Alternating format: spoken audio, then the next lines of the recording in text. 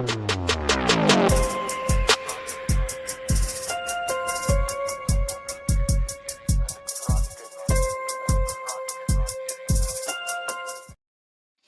right, grace and peace, everybody. We're back.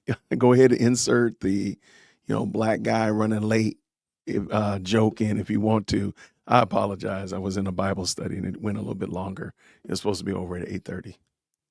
You see where we are. Anyway, grace and peace, everybody. Hopefully you all had a great Monday. And today's President's Day. Shout out to that. A lot of people have sent me this video of this Rabbi Wallicki, who apparently was the rabbi that spoke to Charlie Kirk the night before the UVU. So this is September 9th.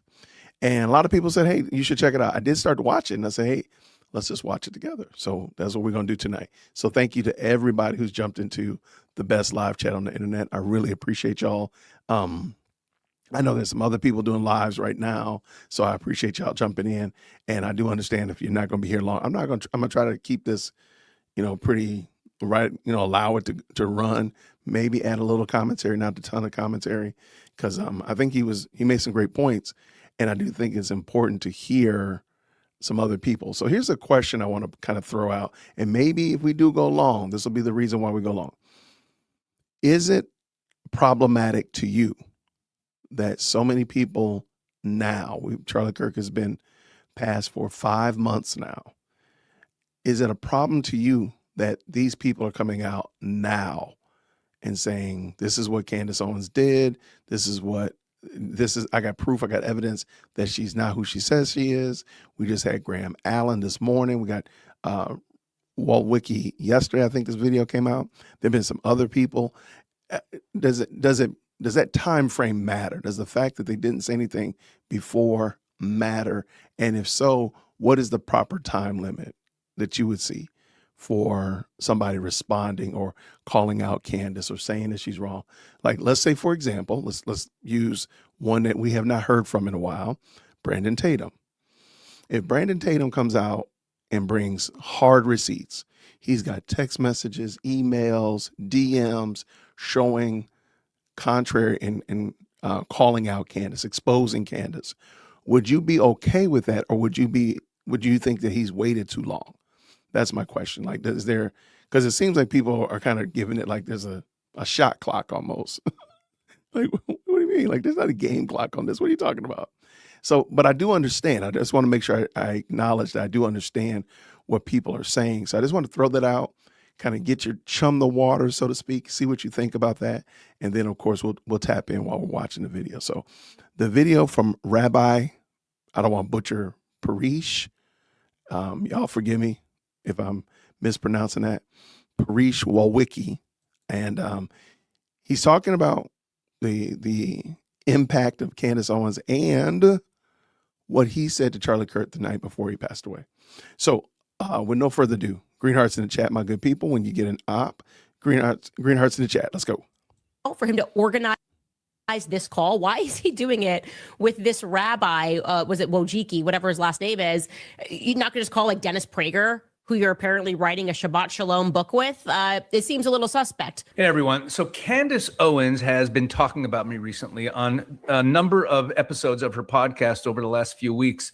She's mentioned me, and in her mind, I'm part of the conspiracy of the Israelis taking out Charlie Kirk, because I was one of the last people to talk to him and I had a relationship with him. So I want to play a couple of the clips of her talking about me and just, give my take and share my response and give my side of the story, as it were. But also towards the end of this video, after I play the second clip, I'm going to talk about why her whole claim that I was, I'm some sort of nefarious character connected to the Israeli government that, had something to do with Charlie Kirk's murder is so absurd. So let's hit the first clip. Here we go. So this is from approximately 2 weeks ago. Organized this Zoom call for the express purpose of trying to make sure that he had all the best answers, the best messaging advice for how to speak about Jewish-Christian relations and the Israel question on college campuses.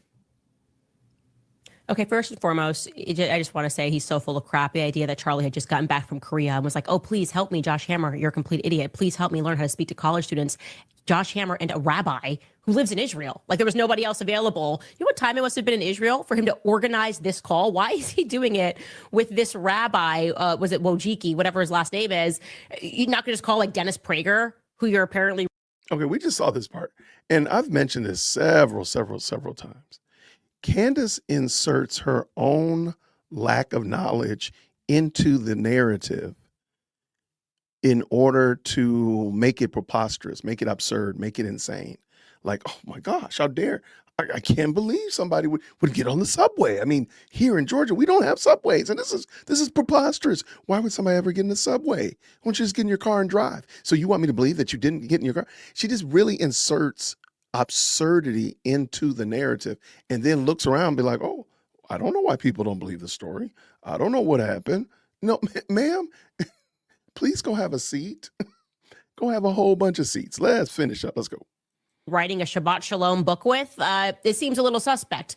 So you're actually clarifying for us something that's amazing. This is a stunning admission, okay? Because we know that when Charlie got off of this phone call, he texts that evening a text message to Dan Flood and Andrew Colbert saying, they're going to kill me. You should have left it at September 8th because now the September 9th schedule is looking a little bit suspect. Let's pull that up. I want you guys to see this. Let's go to September 9th first. Okay. So we know, which I've been able to confirm, that Charlie had an appearance in the Will Kane show. That's from his TPUSA office. Erica said that Charlie had the call with Josh Hammer around this time. This is, guys, just so you know, this is Arizona time, okay? That she was getting her nails done around this time. That's what she told me in person. Well, 3:54 p.m., she's referring to the chat. Charlie sends out that text message regarding leaving the pro-Israel cause. 6 o'clock p.m., again, this is according to Josh Hammer, because he says 2 hours later, which would have been 5:54 p.m., 6 o'clock p.m., Josh Hammer and this rabbi that literally is based in Israel have a Zoom call with Charlie. So he sends a message. The chat explodes. People are pulling out their money. He's saying, I have no choice to abandon the pro-Israel cause. Then this rabbi stays up and Josh Hammer stays up. They have a call with Charlie about talking points to do what he's done his entire career because he doesn't know how to do this himself. He's turning to Josh Hammer, who he does not have a great relationship with, to help him massage out his points. Okay. He's getting messages from Bob Shillman. Everyone's pulling out their money. And then we know that after that, he's going to have dinner with Erica and the kids and a priest to pray over him. According to Erica, we are told that that prayer is related to a Jezebel article that published. By the way, I actually don't believe that at all. I'm just going to put that out there.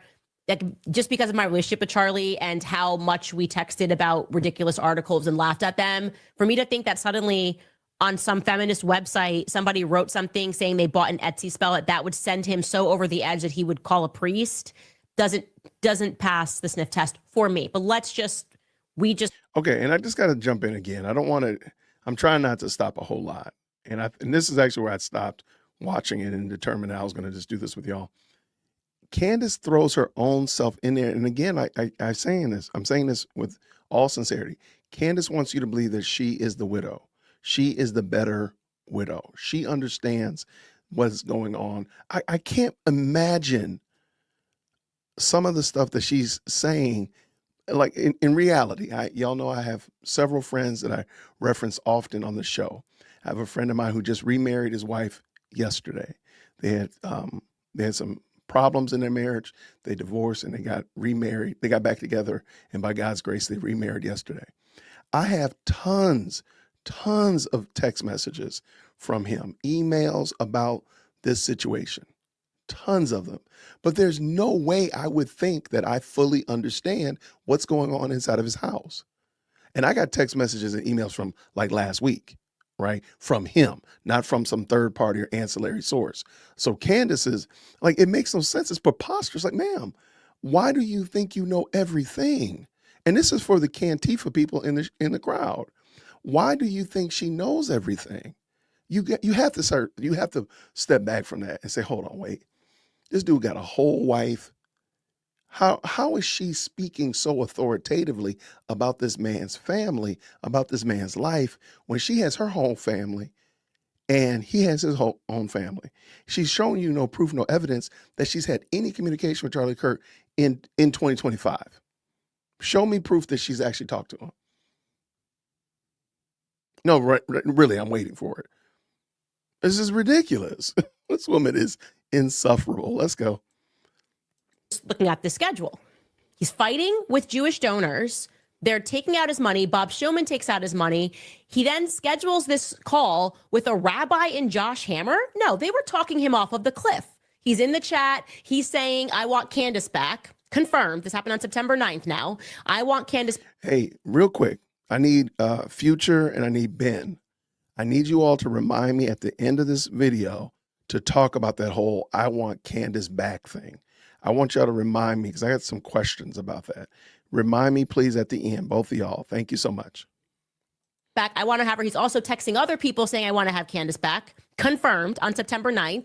Okay. Now you've got, a panic call. Come on, just talk. Let's talk through this. Don't bring Tucker and Candace. Let's talk through this. These aren't, he's not looking to debate with a rabbi. Hey, help me debate. This is asinine. They want us to believe he needed a rabbi, a priest, and a pastor in the last 24 hours of his life, all helping him with talking points. Okay. So then get that schedule back up. He ends this call. He has to have dinner in this hour, which I've confirmed. He did have dinner with his family and the priest to pray over him, this priest, at dinner. And then he messages Dan Flood and Andrew and says they're going to kill me. But he was obviously talking about the trannies. His day was being impacted by Israel. He was referring to Israel when he said that. Okay, so first of all, at the beginning there, where she says, he's talking to this rabbi to get talking points on Israel. How come he couldn't just go to someone like Dennis Prager? Now, let's just get this out of the way. Let me explain my relationship to Charlie, and it'll hopefully this will make some sense, just in case you're believing Candace's theories. So, yes, I'm an ordained rabbi. I am a rabbi. I'm also a regular opinion writer, columnist for the Jerusalem Post. I appear there a couple times a month, and those writings are all about politics, all about what is going on in Israel. I also appear regularly on a number of shows in both the Christian media and the political conservative space, whether it's on networks like TBN or on Steve Bannon's War Room. I appeared on the Charlie Kirk Show a number of times. I also had a show. I hosted a weekly show about Israel on the Real America's Voice network for about 6 months back in 2024. It was a pilot. And the Real America's Voice network, in case you don't know, that's the same network that Charlie Kirk's show is on, that Steve Bannon's show is on, that Jack Posobiec's show is on. It's the MAGA network. And I had a show on that network, and I also appeared on their morning show regularly. So all of those appearances are all about politics. I'm a political commentator, besides the fact that I am a rabbi. Now, if Candace had simply Googled my name, I'm pretty easy to find. If you Google my name and just see what I do, you'll see that that is what I do. So this, just painting it as, he's got this rabbi, he's got this rabbi, he's got this rabbi. The fact that I'm a rabbi is not really relevant to this conversation. Charlie used me as a resource from Israel. Now, why wouldn't he just go to Dennis Prager? Okay, Dennis Prager is a Jew. He's an American public intellectual. He's written some wonderful books, and he does talk about Israel, but he's a thinker who's American and talks about America most of the time. The entire reason I had a regular relationship with Charlie was that Charlie liked to stay informed about every topic that he covered, okay? And with all of the conflicting information and different opinions flying around about Israel, Charlie created a WhatsApp group, the famous WhatsApp group. He created a WhatsApp group to discuss Israel issues, okay? And in the WhatsApp group, he put a couple members of his staff and some people that he knew that he trusted on the Israel issue. And when he was putting the WhatsApp group together, he wanted to actually have a person from Israel in it. Oh, wow. Why would he have this rabbi from Israel? The reason is because he wanted, if he's going to cover an issue and he's going to talk about an issue, he doesn't want all of his information to come from people who are far away from the issue. Okay, he wanted to actually have a source on the ground in Israel who knows the politics, who knows what's going on there, but he also was looking for someone who understands his political viewpoint, who understands MAGA, who understands America First politics. And does that make sense To me, that makes perfect sense.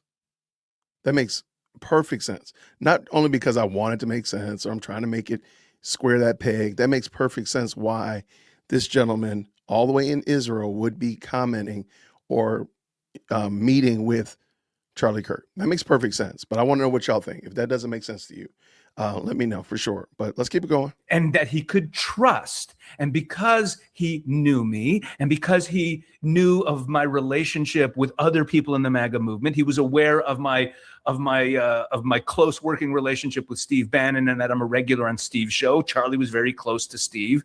And so he was aware of me from that. So he knew me from my involvement in the MAGA movement. I'd met Charlie a few years earlier at Turning Point USA's America Fest, which I attend every year. Okay, so he knew that so here I am a Jew from Israel. I'm an Israeli who understands MAGA, who's also a political commentator, so I'm on top of the issues. That's a pretty good resource. I'm not trying to toot my own horn. I'm not such a famous guy, but I'm out there in public. It's easy to know what I do.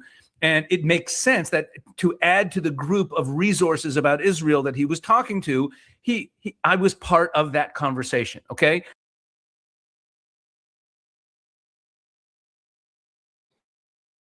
Sorry about that. All right, so tomorrow evening, I'm having a panel discussion with a whole bunch of ladies.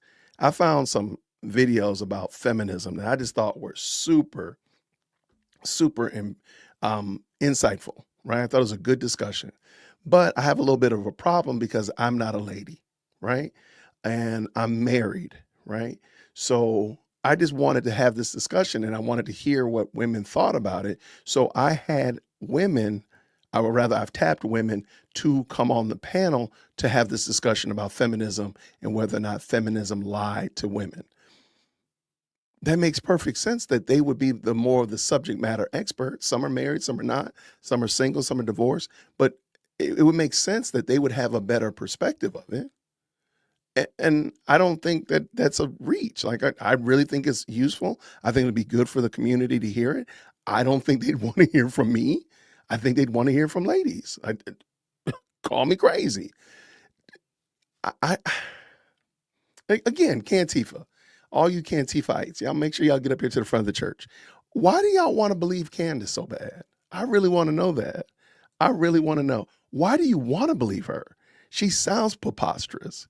She sounds insane. Like, why? I didn't even need this man to tell me why he was on the phone with Charlie Kirk for me to know that it made sense that he was on the phone with Charlie Kirk. Candace's story never made sense to me. And now look at this. All right, let's keep this dance going. Let's go. So they go, why didn't you just go to Dennis Prager? Look, Dennis Prager's wonderful, I guess, whatever you think of Dennis Prager. But why he wanted someone from Israel who has his finger on the pulse of the politics there. So that's why I had this relationship with Charlie. And that's why this was put together. Now, as for the Zoom call she's talking about, what she's referring to there is a Zoom call that Charlie had the night before he was killed about Israel. Now, why did he have this Zoom call? So first of all, this Zoom call was not a sudden Zoom call. It wasn't an emergency call to talk him off the ledge or anything like that. This Zoom call was on the schedule for weeks in advance. And it was put on the schedule by Charlie because it was the night before he was starting his next campus tour. Now, a lot of people don't realize that a huge number of the questions that Charlie would get asked on his campus tour were always about Israel. And he hated that. It drove him nuts because he was there to talk about America. And he would get asked all these questions about Israel. It was something like half the questions he got asked were about Israel. And he wasn't an expert on Israel. So he wanted to prepare to go out on campus and talk about Israel. I wasn't giving him talking points, but what he did was in advance of the call, his staff provided me with the most commonly asked questions that he got about Israel. And then I prepared information about it. He didn't accept every point that I made. That's fine. That's not what it was about. But he wanted to talk through the talking points. And there were a number of people on the Zoom call. Josh Hammer obviously was on it. He said that, but it wasn't just me and Josh Hammer. There were a number of people there. I'm not going to say who they were because it's not my place to disclose who else was on the call, but there were some other people from Charlie's staff. There were people there on the call, and we were going through and talking through these issues. And me as the expert from Israel was providing my insight on these issues. That's what the call was about. It was called by Charlie. It was on the schedule for weeks. Okay. So that's what that call was about. That's what my relationship with Charlie was. That's why I had a relationship to Charlie. Let's take a look at the second clip now. The day before, as we know, Charlie messages a group of people. Okay, real quick. So before we get into the second clip, did that first clip make sense? Why he was actually on the call? What is his role, being that he lives in Israel and Charlie was in the US? Does that make sense? Green hearts in the chat if that makes sense to you. If that makes sense to you, let me know, because it makes sense to me. But I already believed and understood. I'm like, I can understand why somebody would do that.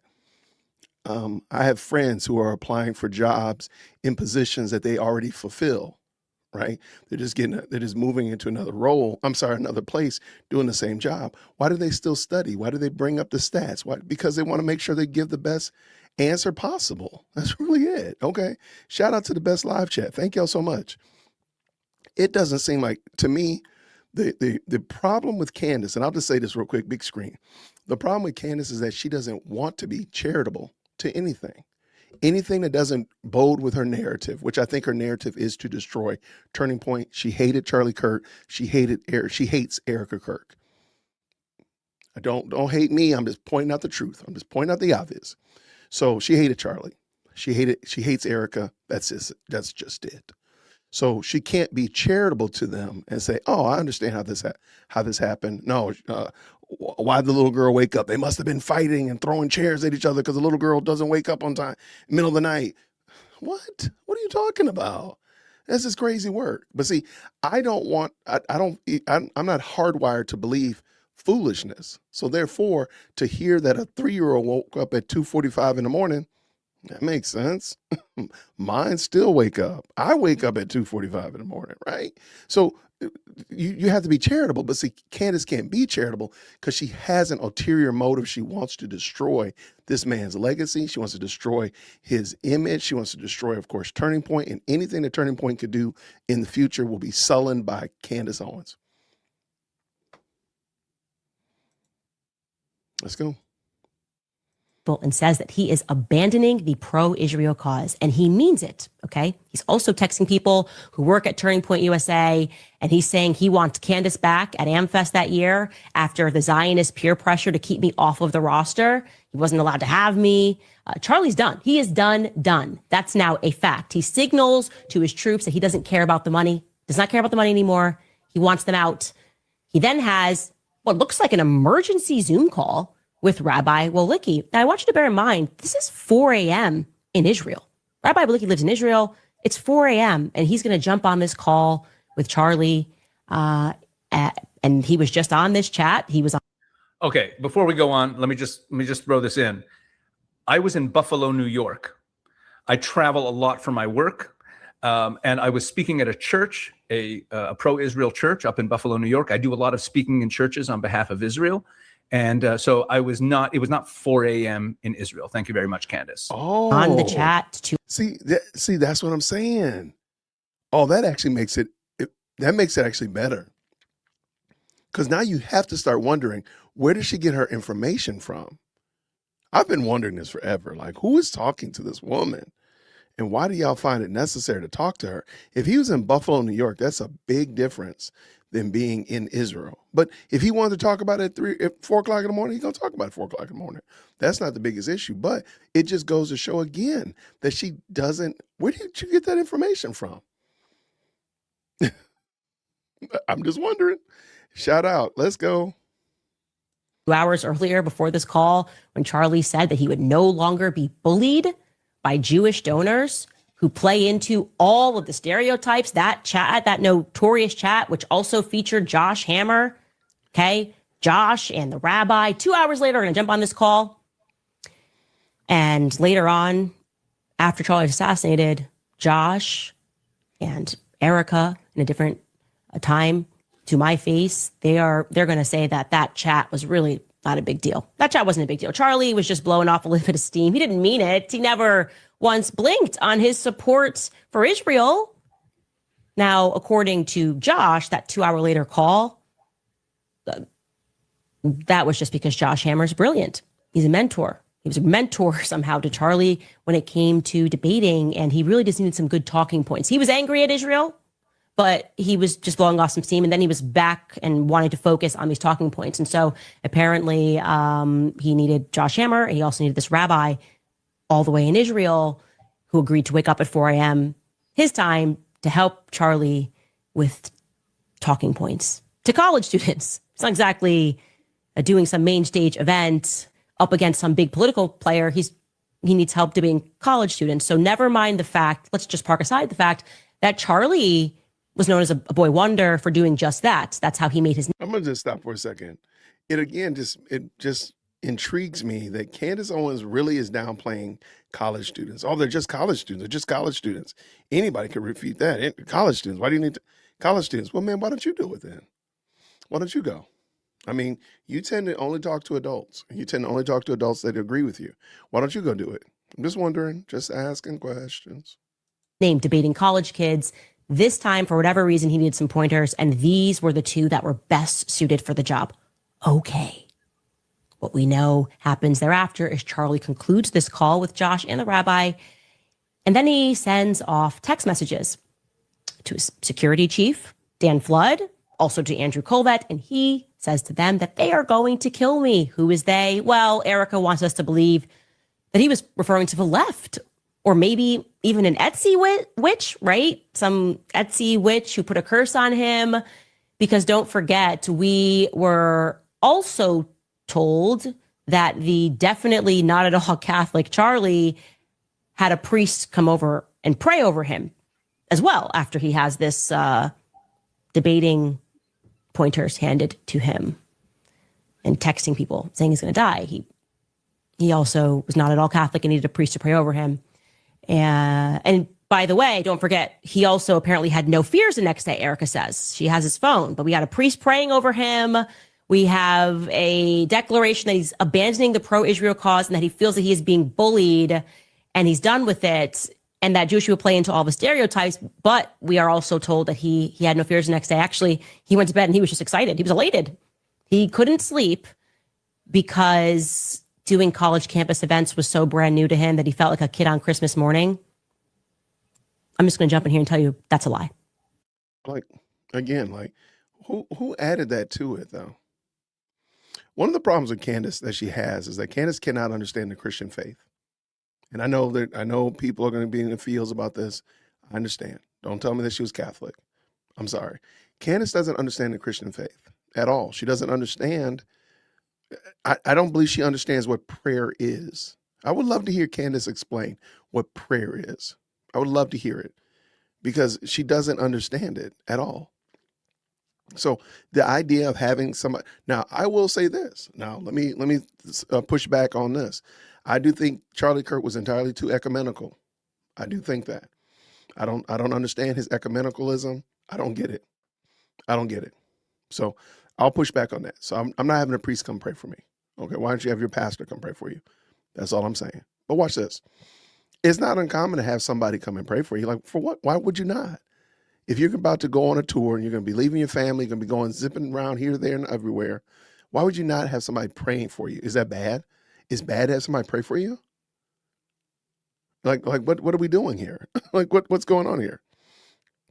It makes no sense. Like, but again, Candace doesn't, and this is what I'm going to push back on Cantifa. Y'all could tell me she a Christian till the cows come home. You have no evidence to that point at all. There is no evidence. There's none. You can tell me a millionaire. Okay, fine. Where's the evidence? She's not a Christian.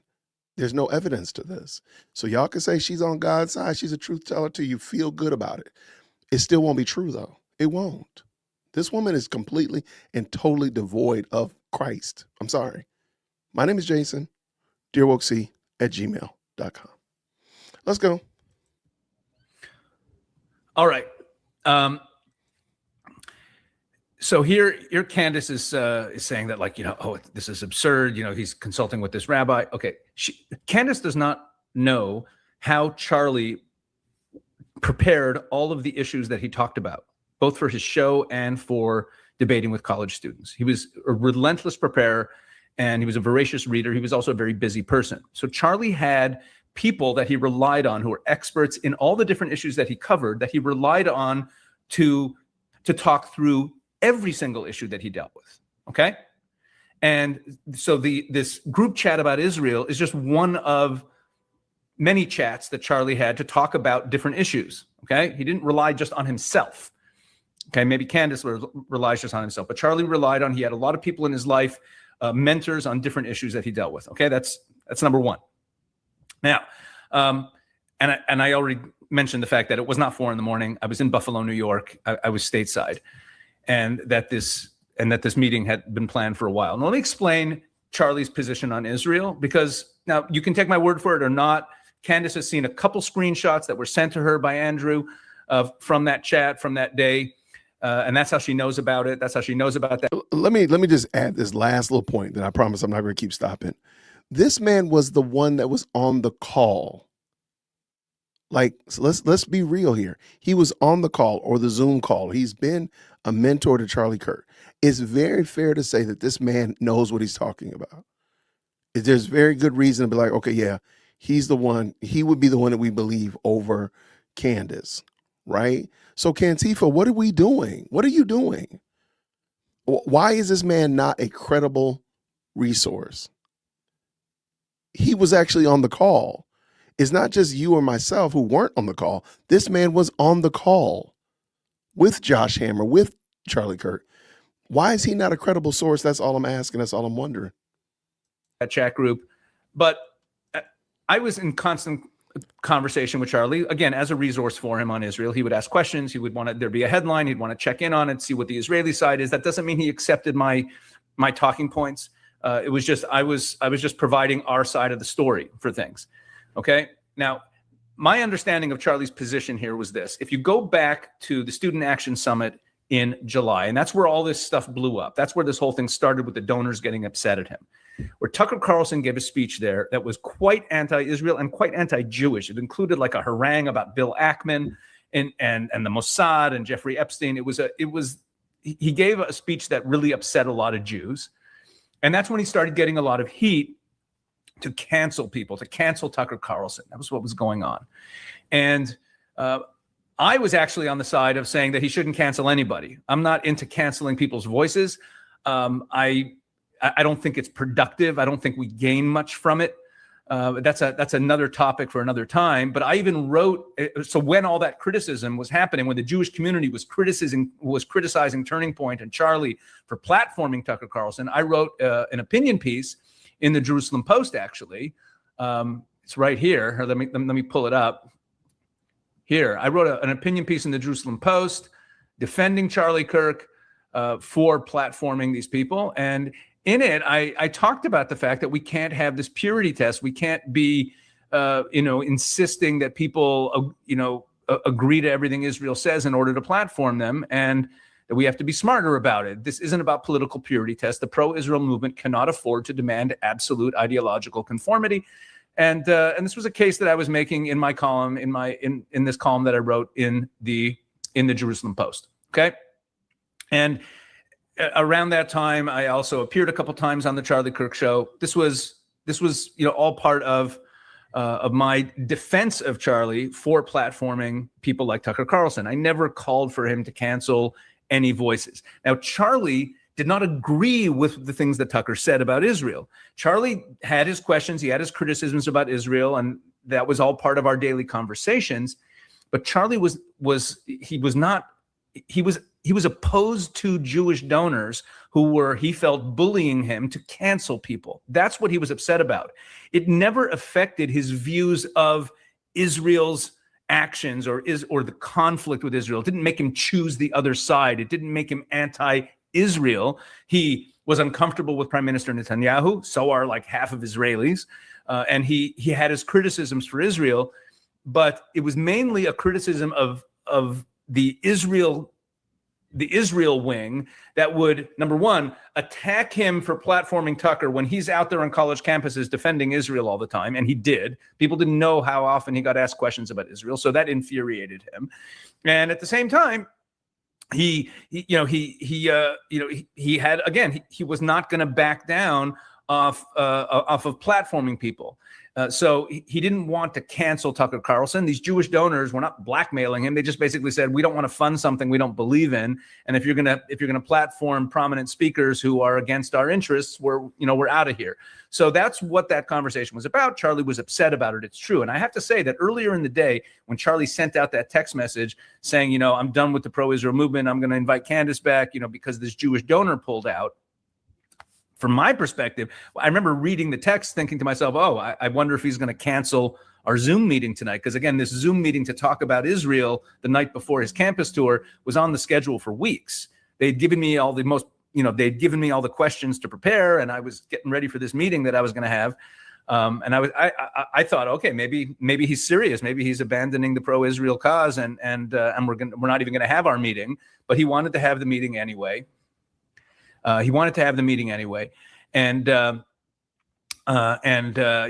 we had this meeting. Now, here is the thing that I said at the beginning that I'll really point out the big problem with this whole theory of Candace's. So, Candace is a master of walking up to the line and not saying the next thing, but allowing you to take the hint. It's very smart. She's sharp, and there's this implication here that I had something to do with his murder, that maybe I'm kind of some sort of Israeli agent. And in fact, there are some conspiracy theorists on the right who have jumped on this, and they've even referred to me as a Mossad agent, right? Charlie Kirk's handler, Israeli agent, Rabbi Pesach Wolicki. And this is all based on the fact that we had this Zoom call the night before. But what's the problem? The problem is that if that's what makes me a Mossad agent, then I'm the dumbest Mossad agent in the world. Why? Well, how does everyone know that this Zoom call took place? How does everyone know about it? How does anyone know about it? You know how? There's only one way. I told everyone about it. The only source, first of all, no one else other than me and Josh Hammer have ever said publicly that we were on this Zoom call. And after Charlie was killed, I gave an interview to the New York Post. Okay? Here's the interview I gave to the New York Post. It's up here on the screen right now. Here. This is a story in the New York Post from a couple days after Charlie was killed. Charlie Kirk and Rabbi Powell talked hours before his death. Okay? And there's a picture of me and Charlie, and there's Jack Posobiec in the background, and that's a picture taken a few years ago when I first met Charlie. And I talked about this Zoom call and what it was about. Josh at that point had never said anything about the Zoom call. And in fact, before I gave the interview to the New York Post, I consulted with Josh to make sure that he'd be okay with me mentioning this Zoom call. And he said, fine, go ahead. So I told the world about this Zoom call. That's the only way anyone knows this Zoom call existed. Okay. So if I had something to do with the death of Charlie Kirk, why on earth, like if Candace's story is right, that, the call didn't go well, and then the next day he was dead, and why on earth after his death would I tell the world that I had a Zoom call with Charlie Kirk the night before he was killed? That would be the dumbest thing I could do. I should be fired if I was some sort of agent. There'd be no incentive whatsoever for me to publicize the fact that Zoom call took place after Charlie was killed, and there were already some crazy people on the right saying that Israel was involved in it. It would be a very dumb thing to do. And it was only after that Josh also started talking about the Zoom call. Anyway, so sometimes things are actually what they seem, I had a relationship with Charlie Kirk. I was doing what I do for a living, which is I'm an expert on Israeli political issues. It's what I do. I write, like I said, I write regularly for the papers. I appear in media all over the place. I have also been involved with the MAGA movement at a pretty high level since the beginning. And I know a lot of people in the movement, and that's why I had a relationship with him. And these are all things that Candace could have known. So instead of just saying, see what she does in her podcast, she said, this is some rabbi in Israel, as though I'm some obscure person that no one's ever heard of. Again, I'm not the most famous person in the world, but just Google me or ask around. People around her knew who I was. Charlie knew who I was. Steve Bannon knows who I am. We work closely together. I'm a regular on his show. Like she could have figured out very easily that I write in the Jerusalem Post about politics multiple times a month, and that I appear on shows in the America First movement all the time. She could have known this easily. Maybe she does know it. Maybe she doesn't. But she paints it as though there's something nefarious about this obscure, dark figure, this rabbi who he met with the night before. Again, the only way anyone knows that I met with him the night before is because I told everyone that I met with him the night before. I gave that interview to the New York Post. So it's all ridiculous. But it serves her purposes, inventing stories about Israel. Candace Owens, even this video I'm making now, she's so famous right now and she's so prominent right now, mainly ever since she turned against the Jews and turned against Israel. It's good for business to attack Jews and to attack Israel. So listen, I'd be more than happy to talk to anyone. If anyone wants to talk to me further about this issue, I'll make myself available. But I just felt like, she's talked about me a number of times and I have never said anything about it. And I figured I would finally just put something out there and just respond to everything Candace has been saying. I hope you've finding these videos helpful. Please share this and share it around because we have to push back on all this nonsense and all these lies. God bless. All right. Okay. Well, there we go.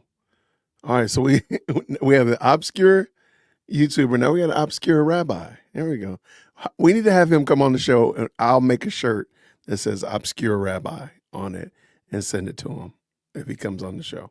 Okay. So that was it. Shout out to Rabbi Walicki, who talked with Charlie Kirk the night before he passed away.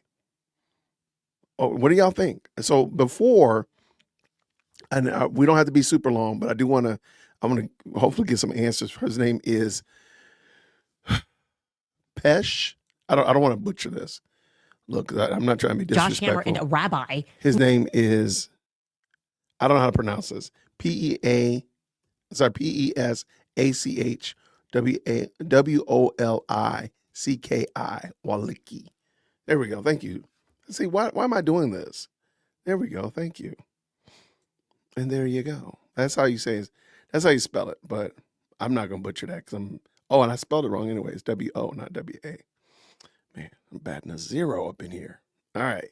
So when we started the video, I asked the question, does it matter to you personally? This is not a group answer. Does it matter to you when somebody speaks out against Candace Owens? So, Charlie Kirk has been dead for a little over 5-6 months now, 5 months.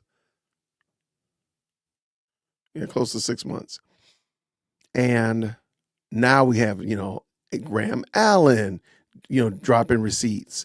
And we got Walicki now. And we've had other people. Does it matter to you when the person speaks out? Or does it matter more that they do speak out? Or does it matter more that they speak out wholeheartedly, greatly condemn? Like what does it matter? Let's start with the time. Does it matter that somebody has not spoken out against Candace Owens until now? Because a lot of people were upset that Graham Allen didn't say anything about Candace Owens. I mean, he's been on her bumper for a while, but apparently because he called out now and did the whole exposing and dropping these receipts, that's a problem. So let me know okay, here we go.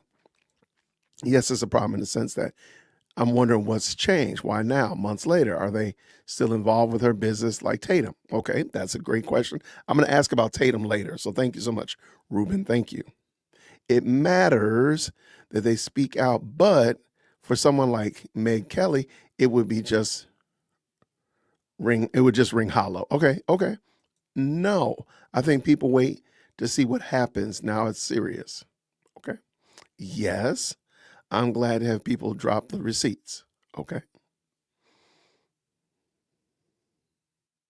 No, I've not played the Daily Wire video. I saw that, but I will, maybe we'll do that in a moment. Maybe we'll pull that up, and I had not planned to watch that, but maybe we'll do that one since we're being a little bit off task right now.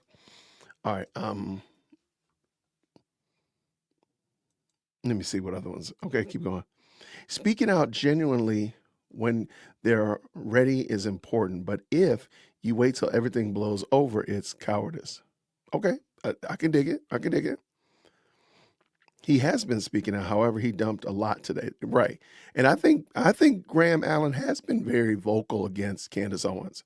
I don't think it's, a surprise. Nobody's going to be surprised and shocked like, "Oh, I didn't know he had a position on it." Everybody knew where he landed. So I don't know if I'm not understanding what people are upset about as relates to Graham Allen, specifically Graham. But, like, yeah.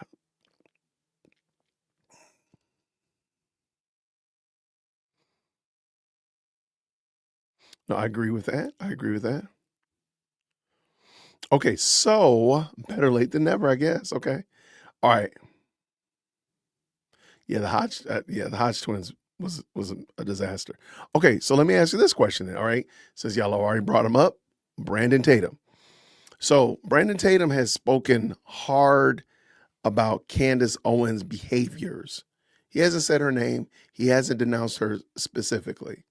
So let's just say if Brandon Tatum today, right now, at 9:30 on Monday, the 16th of February, he comes out with a full-throated refutation of Candace Owens right now. Would you accept that? Yes or no? If but he doesn't bring receipts. He just says that what she's doing is wrong. She's tearing Erica Kirk. She's ruining Turning Point. She's gonna make us lose the midterm. Blah blah blah blah blah blah. Would you accept Brandon Tatum if he did that right now? Okay, I got some no's. I should have said no's. I should have said green hearts for no's or something. I should have said that. Okay, next time I'll do that. Brandon Tatum is spineless. I don't doubt that at all. I think he's very, given the fact that now we know that he does the fulfillment for her merch store. I do think that changes the whole complexity of everything, in my opinion. Now that we know that he's the one that does her merchandise, the cups and the books and the shirts, and not books, the cups and the shirts and all that kind of stuff, the hats. Yeah, that's a problem. That's a big problem. I don't see how that and the fact that he hasn't spoken out against her, it does make way more sense now, in my opinion. Where's that Daily Wire video?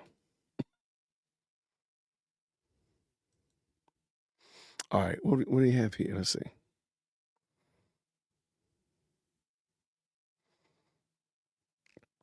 Okay, let's see. I'd accept it, but I cannot respect him. Okay. Yeah, Alan. I thought Alan was great today. Okay.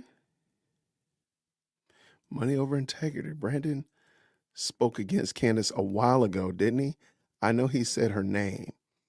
Yeah, I think we went over that one. I'm almost certain that's the one we went over. It was very lighthearted and not very. I want to hear what he has to say right now, being the fact that Brandon Tatum gave what $300,000 to Erica Kirk's family and the family. I want to know what he thinks now that his friend, his sister, is tearing apart the woman that he just gave 300 grand to. I want to know how he feels about that.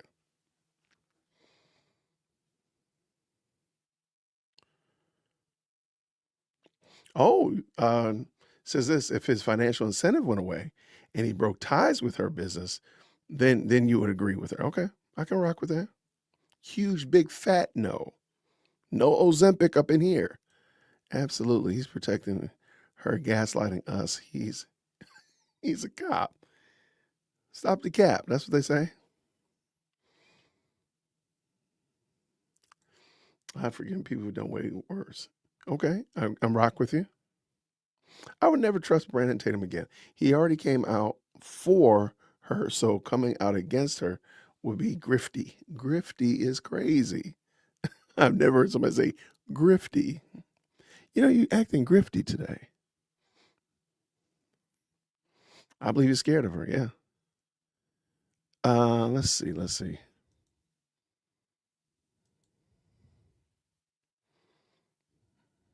All right. Okay.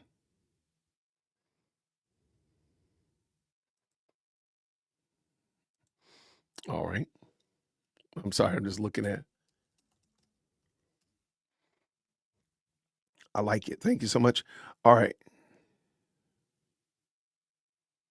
Yeah, I thought Graham's video was great. I'm not gonna even lie. He was to the point. He had receipts. He has receipts. I'm sorry. Now, some people on X, matter of fact, and I think this is interesting as well. Some people on X, and if the mods, if you have that video of the Daily Wire video, I can't find it.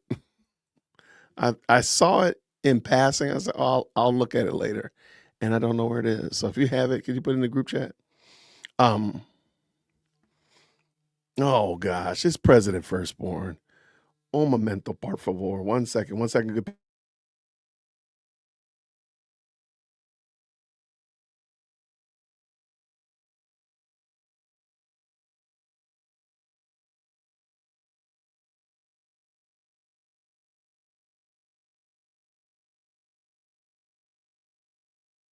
All right, I try to answer the phone when my daughter calls me. Anyway, y'all, thank you so much. Okay, so some people were really in their feelings about Graham today. And one of the things I thought about, I was like, Graham has shown more receipts as it relates to his relationship with Charlie Kirk and when his time with Charlie and his time with Charlie Kirk as Candace has. Okay. So why is she more of an expert than Graham is my question. Is my first question. Like, why is she more of an expert? Is it just time? I mean, he did do other things and he did speak with them. And he was back there in the beginning, way back in the beginning. So why is he less reliable than Candace? I don't understand. And why is Candace more reliable than him? I don't get it. Okay, let me see. I'll find this video. Don't sweat it, y'all. I see some people asking me about this Daily Wire video. I don't know. It was a video, one of the little spoof videos with Ben, but I don't see it. So I saw it in passing, but I didn't. Clearly, I did not grab a hold of it. So that's okay. Don't sweat it.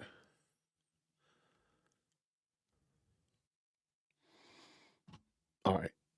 That's it. Okay, let's keep this going. Let's see what you got.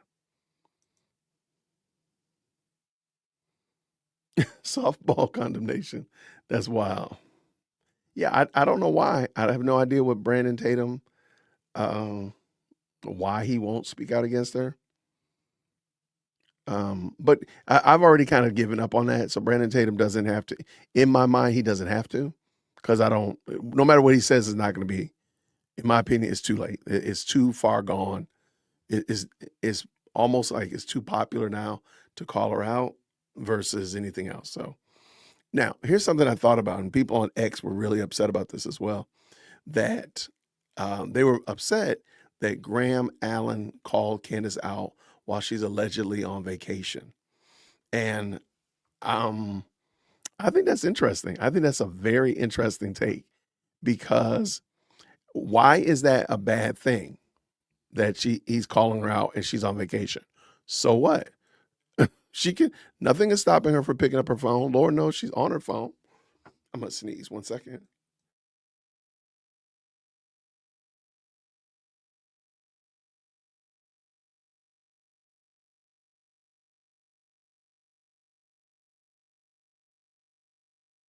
Okay. Woo. All right, back. Okay. But so what? Who cares? Like, why does it matter? She can address him. Why does he have to abide by her schedule? Who cares? If she wants to address him, she can address him. If she doesn't want to address him, she doesn't have to. She can just keep it on walking on by. You're not required to address anything, Candace. That's the problem. You think you have to address everything, and you don't. So here's the last thing that I want to bring up. And oh, by the way, I do have Ami Kozak, please forgive me, coming on tomorrow. And it wasn't a Daily Wire video that I saw. It was actually an Ami video. It was an Ami video. So I'm gonna pull that in a second. Is a spoof of Tucker Carlson. So I'm gonna pull that in. But okay, here it is. Let me pull this in real quick. Let me just do that while I get my life together. Here we go, real quick. Shapiro and his little girlfriend. Oh, what happened? How's it going? Shapiro and his little girlfriend. How's it going? Are you afraid to debate me, Tucker Carlson? Because you know that I am the best debater. I have beaten hundreds of people in debates. I am well equipped with whatever you throw at me. I think you're an amazing debater, and I think you're terrible. I'd be more than happy to attend. Not. Wait, why is this only this long? Oh, it's a full skit. Hold on. Let me grab this real quick. I didn't know that this was only this long. Let me grab the whole thing. All right, let me grab the whole clip. Sorry about that. Oh, it's considerably longer. My bad. I'm doing a horrible job over here today, y'all. But that's how you know this is a real show, man. We're doing the show live. This show has got real problems. It's got me. Okay, let's pull this back in. Here we go, y'all.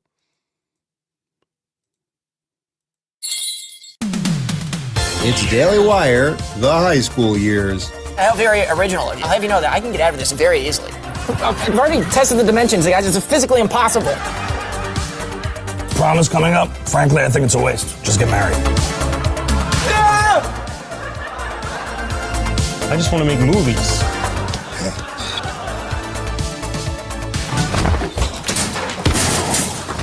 This week, Ben explains common sense at the lunch table. That's what happens, okay? This is not a safe space, all right? When you sit down with me, you're going to expose yourself to a factual smackdown. Really? Again? And stands up to a pesky bully. Why did you tell Miss Morgan I was late? Okay, let's say for the sake of the argument, the class starts at 12:05. You walk into the classroom at 12:08, making you roughly 3 minutes behind schedule. In biology class, Matt questions the status quo. If you have any questions about anything you're going through, feel free to ask at any time. I have a question. What is a woman? I'm trying to explain that. Miss Morgan, what is a woman? I'm trying to explain that, but you keep asking the same question. No one can answer it. Marijuana is a poor person's inhalant. Cigars are much more aromatic, and they don't get you high. Here, take a free throw. Well, you know, the concept of a free throw is a fallacy because, in fact, nothing is free. I agree. Somebody always has to pay. Yeah. Right? Somebody always Take has it. It's more like a tax throw. Right. Exactly. That's what I keep telling Coach Smith over there. Off. Really? With the books? It's every day with the books. Come up with something new other than the books. Ms. Morgan, I just want to point out a few things. Kyle copied Jared on the last exam. That was quite obvious. Also, Katie DeMarco has not read at least 2/3 of The Awakening. You can tell by her questions. Duncan has been copying my notes almost verbatim. And don't miss a visit from the rival debate squad. Ben Shapiro and his little girlfriend. How's it going? Are you afraid to debate me, Tucker Carlson? Because you know that I am the best debater. I have beaten hundreds of people in debates. I am well equipped with whatever you throw at me. I think you're an amazing debater, and I think you're terrible. I'd be more than happy to attend debates. One of my favorite things to do. I'm not afraid, but I'm scared. I can't stand you. I'm jealous, and I admire you, and I hate you. Jeremy gets another swirly. I have an audition! It's for Oklahoma! Well, it's the same old thing, Dr. Peterson. Everybody's making fun of me, and I just want to make movies. If you and your friends, they find themselves inside the belly of the beast, that's a whale carcass, you know? You can't communicate with each other. I mean, for God's sakes, you gotta find the blowhole. Ben and Matt finally slug it out. I don't really care about other schools. I'm not going to apologize for it. Well, actually, I do think other schools affect the problems here at our school. Well, I'm sorry. I'm not anti-Semitic for thinking we need to focus on our school.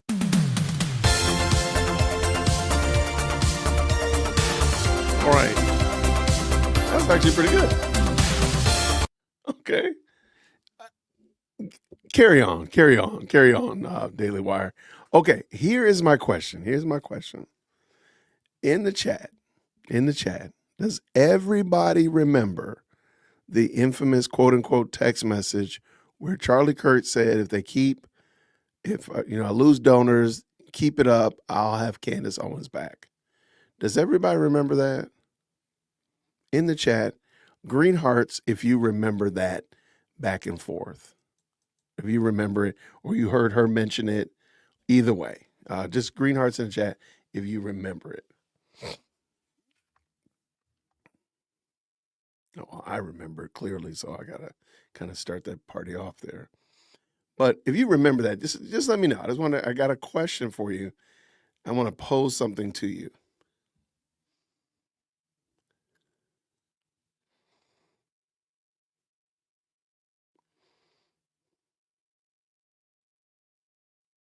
Oh my gosh. Okay. It looks like for some reason or other my chat is delayed. Okay. It looks like most people remember that, and that's cool. All right. So here's my next question then. Does everybody remember of course, being called out during the cease and desist, Candace Owens exposed that she was actually on contract with Turning Point USA. Right? And of course, let me know if you remember that. And I'm going somewhere here. I'm trying to get somewhere. I have no idea why my chat is so slow on the side. I have no idea why my chat is so slow. All right. Most people, you remember that. So here's my question. If Candace Owens was on contract already, what is Charlie Kirk talking about? I'm going to bring Candace Owens. I'll keep it up and I'll bring Candace Owens back. She was already on contract. So was he having a senior moment? What was he talking about? And there's been other instances like this where with further review, after more information comes out, the situation was, he could have had Candace back at any time he wanted to because she was already on contract with them. So what was he talking about when he said that?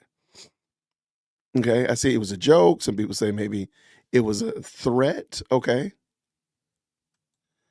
Some people say it's a joke, might have been a threat. It could have it could have ended recently, but it was just, when he said it, she was under contract though. To expose her, okay. It was a threat, okay. I have no idea why I can't pull my comments up on the screen. Sorry, y'all. I'll just leave this up here. All right. He's bringing her out as a reservist, okay. She twists and returns things, okay. I totally believe that, yeah. Maybe she was, maybe it was sarcastically threatening, like, oh, don't make me, right, bring back Candace Owens. I agree. I believe that's what he was saying, but she was already on contract. So I'm just wondering, it just seems odd that she was on contract and Candace confirmed she was on contract. And then he said that. It just seemed odd to me. I don't know why. Maybe she was on hiatus, okay? I heard he fired her. Now, that is true. But let her write a letter of resignation. Maybe he still had time on her contract. I think she had, and I think, Lisa, you are correct. I think she still had time on the contract. I don't know why they didn't break the contract or end it right then. That makes no sense to me. But it is true that's probably what happened. All right. Now all of a sudden my comments are popping up. All right. But she wasn't speaking right. I think that's what they were doing. And of course, now they were able, because of the NDA that she signed, they were able to break it or end the contract. But I'm just wondering why he said that if she was in fact under contract. And maybe I might be making too much of it. Maybe I'm thinking too complex about it. But I just want to know what y'all thought about it. Thank y'all so much.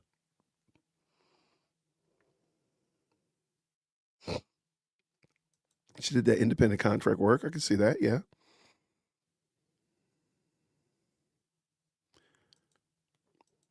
I appreciate it though. Okay, so tomorrow is Tuesday. We have Ami Kozak coming on to talk. I'm gonna talk a lot about who Ami is, of course. So we're not gonna dig a whole lot and spend a lot of time on Candace, as much as we're gonna spend some time trying to find out a little bit more about who Mr. Kozak is. That'll be a good conversation. Tomorrow evening, I'll be having a panel discussion with some bright and smart young ladies talking about whether or not feminism lied to women. I think that'll be a good one. So I'm looking forward to that. And that will be tomorrow, Lord willing. It's going to be a great day. We got some fun things planned. But I want to say thank you all so much for that. Thank you to everybody who sent me the video by Rabbi Waldicki. I thought it was informative. I'm glad we watched it together, and I definitely hope that would help add some insight, give you a little bit of ammunition, a little bit of explanation as you share and interact with Cantifa members. It can maybe make some sense out of it for them. So let's see if I missed anything else. I think I'm about to call it a game.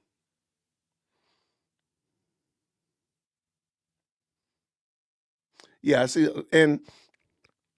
a lot of people commenting that, hey, he wasn't saying that she's going to come back, long term, but just like a one-time off. And I agree with that 100%. So, okay. Well, good people, thank y'all so much for rocking with us today. That was fun. I appreciate it. And I will see you all, Lord willing, tomorrow, 11 o'clock Eastern Standard Time. We got Brother Kozak coming on to have a good conversation. And then tomorrow evening at 7 o'clock. Yeah. All the links and announcements will be up, and I'll put it on the community post as well. So everybody have a great rest of the night. I'll see you all real soon. Until then, grace and peace. Take care. Thank you so much for tuning in to another episode of the Jay Whitt Podcast. If you enjoyed today's show, please do me a favor and hit me up with that 3-piece special. Like the video, subscribe, and of course, share it with somebody who would also enjoy this type of content. And make sure you leave a comment, because I do pin the best comments to the top. So thank you so much for tuning in today. And until next time, everybody, grace and peace.